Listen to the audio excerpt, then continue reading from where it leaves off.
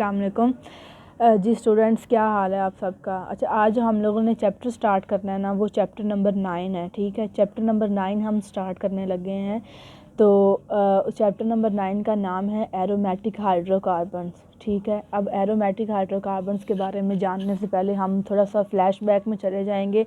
हम देखेंगे हाइड्रोकार्बन्स क्या होते हैं। हाइड्रोकार्बन्स हमने पढ़ा था कि ऐसे ऑर्गेनिक कंपाउंड्स हैं जो कि सिर्फ हाइड्रोजन और कार्बन से मिलकर बनते हैं। उन ऑर्गेनिक कंपाउंड्स को हम हाइड्रोकार्बन्स का नाम देते हैं। ठीक है, अगर हम उसको क्लासीफाई करते हैं तो हाइड्रोकार्बन्स दो तरह के होते हैं। एक होते हैं ओपन चेन और ए साइक्लिक हाइड्रोकार्बन्स, और एक होते हैं क्लोज्ड चेन या साइक्लिक हाइड्रोकार्बन्स। ठीक है, ओपन चेन और ए साइक्लिक हाइड्रोकार्बन्स के बारे में हम स्टडी कर चुके हैं। उसमें सैचुरेटेड और अनसैचुरेटेड हाइड्रोकार्बन्स आते हैं।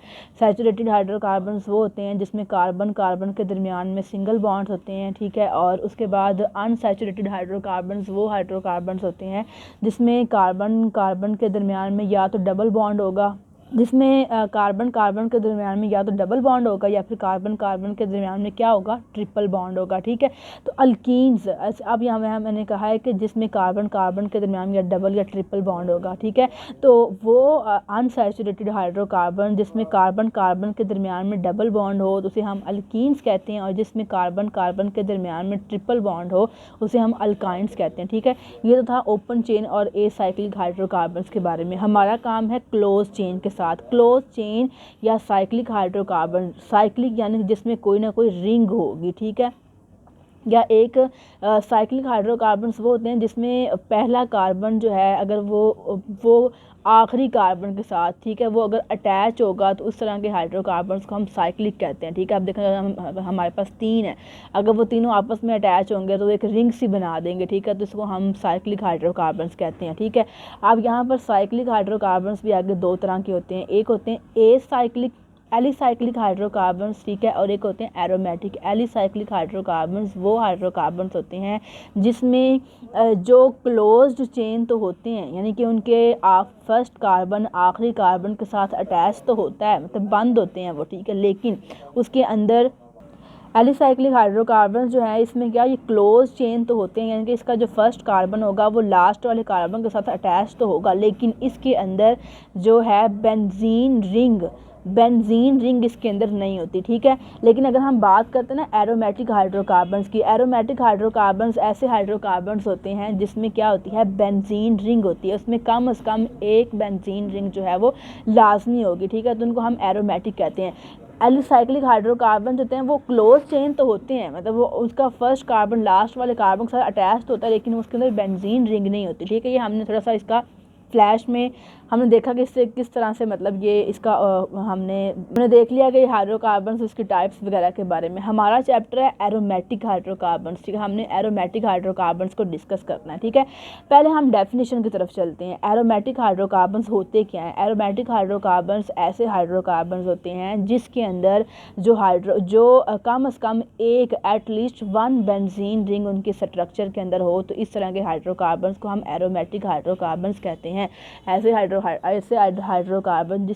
जिनकी स्ट्रक्चर के अंदर कम से कम एक एटलीस्ट वन बेंजीन रिंग हो, तो इस तरह के हाइड्रोकार्बन्स को हम कहते हैं एरोमेटिक हाइड्रोकार्बन्स। ठीक है, जैसे एग्जांपल है, ठीक है, ये टोलोइन है, टोलोइन के अंदर मतलब ये CH3 ये बेंजीन रिंग है। ठीक है, तो इसे हम टोलोइन कह देंगे, ये हमारे पास बेंजीन है। ठीक है, उसके बाद ना हम अगर देखें ना तो जो एरोमेटिक लफ्ज़ है ना, एरोमेटिक वर्ड वो ड्राइव किया गया एरोमा से, और एरोमा का मतलब होता है कि कोई ख़ास खुशबू, फ्रेगरेंस।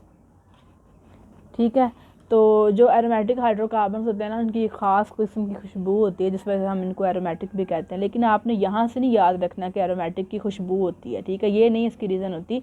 इसके अंदर ये होता है कि इसके अंदर बेंजीन रिंग के बिहाफ पे हम इसको एरोमेटिक कह रहे होते हैं, क्योंकि एरोमेटिक हाइड्रोकार्बन्स कुछ ऐसे भी हैं जिनकी खुशबू नहीं होती। ठीक है, तो अब हम उनको एरोमेटिक, अब ये तो नहीं हम उनकी खुशबू नहीं होती, अब हम उनको एरोमेटिक कहना छोड़ दें।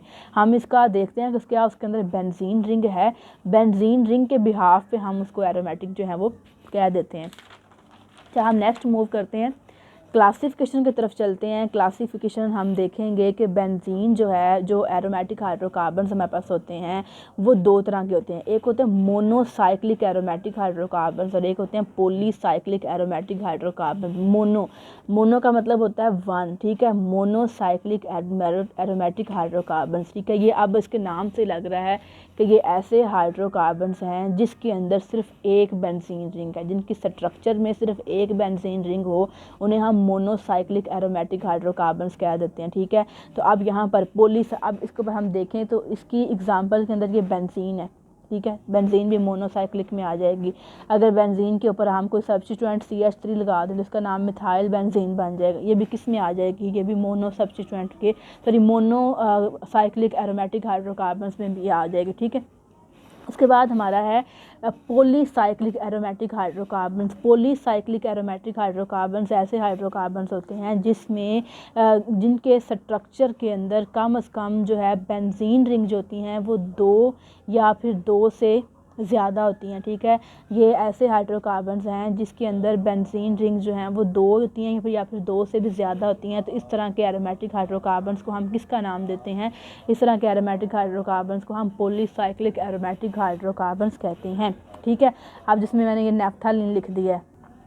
उसके बाद जो हमारे पास है हमारे पास पॉलीसाइक्लिक जो हैं वो उनको आगे मज़ीद क्लासीफाई किया गया है कि पॉलीसाइक्लिक जो होते हैं वो उसकी आगे मज़ीद दो इकसाम है। एक होते हैं आइसोलेटेड बेंजीन रिंग हाइड्रोकार्बन्स होते हैं और एक होते हैं फ्यूज्ड, ठीक है। इसमें जो आइसोलेटेड एरोमेटिक हाइड्रोकार्बन जो हैं उसमें क्या होता है कि जिसके अंदर बेंजीन, आइसोलेटेड का क्या मतलब होता है, अलग अलग, ठीक है, सेपरेट होना। तो जो आइसोलेटिक एरोमेटिक हाइड्रोकार्बन्स होते हैं उसमें क्या होता है कि बेंजीन रिंग जो है ना वो अलग अलग होती हैं, ठीक है, वो किसी के साथ फ्यूज़ नहीं हुई होती, जैसे से बाईफिनाइल है, ठीक है। लेकिन जो फ्यूज्ड हमारे पास फ्यूज्ड बेंजीन रिंग हाइड्रोकार्बन्स होते हैं ना उसके अंदर ये होता है कि जो बेंजीन रिंग्स होती हैं ना वो आपस में फ्यूज़ हुई होती हैं, ठीक है। जिस तरह से कि हमारे पास फिनाप्थलीन है, इसमें 3 बेंजीन रिंग जो हैं वो आपस में अटैच हुई हुई हैं। इसी की एक मिसाल है कि नैप्थालीन जिसमें बेंजीन रिंग जो है वो डायरेक्टली एक दूसरे से अटैच है। पॉलीसाइक्लिक जिसमें बेंजीन रिंग दो से ज़्यादा होती हैं, फिर दो होंगी और इनकी आगे दो इकसाम है, एक आइसोलेटेड होती हैं और एक फ्यूज्ड होती हैं। आइसोलेटेड एरोमेटिक हाइड्रोकार्बन्स में ये होता है कि जो इसके अंदर जो बेंजीन रिंग्स होती हैं वो आपस में मतलब होती तो अटैच है लेकिन वो एक दूसरे अलग अलग होती हैं, डायरेक्टली अटैच नहीं होती, जैसे बाईफिनाइल है। लेकिन जो fused benzene ring aromatic hydrocarbons होते हैं उसमें ये होता है कि बेंजीन रिंग्स एक दूसरे के साथ क्या होती हैं, फ्यूज्ड होती हैं, डायरेक्टली फ्यूज्ड होती हैं, डायरेक्टली वो अटैच्ड होती हैं एक दूसरे के साथ। ये हमारी थी क्लासिफिकेशन जिसमें हमने इसकी डेफिनेशन वगैरह पढ़ी है और मतलब इसकी क्लासिफिकेशन की है, ठीक है। अब हम चलते हैं नोमेनक्लेचर की तरफ। जब हम एरोमेटिक हाइड्रोकार्बन्स की नोमेनक्लेचर की बात करते हैं तो नोमेनक्लेचर में हम ये करते हैं ना कि हम इनको नेम्स देते हैं, ठीक है। तो उसके सबसे पहला इसका रूल ये है कि जो मोनो सब्स्टिट्यूएंट बेंजीन है, मोनो का मतलब अगर बेंजीन के ऊपर आपके पास बेंजीन है, बेंजीन के ऊपर सिर्फ एक सब्स्टिट्यूएंट लगा हुआ है, ठीक है, उसे हम कहेंगे मोनो सब्स्टिट्यूएंट।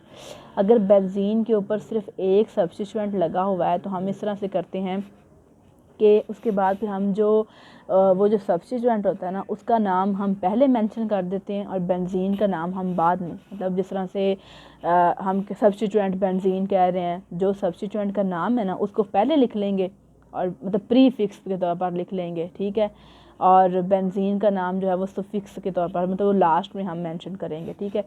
जो मोनो सब्स्टिट्यूएंट बेंजीन्स होती हैं उनको हम नेम देते हैं prefixing benzene with the name of the substituent. अब यहाँ पर देखें, ये हमारे पास बेंजीन है, इसके ऊपर ये CH3 लगा हुआ है।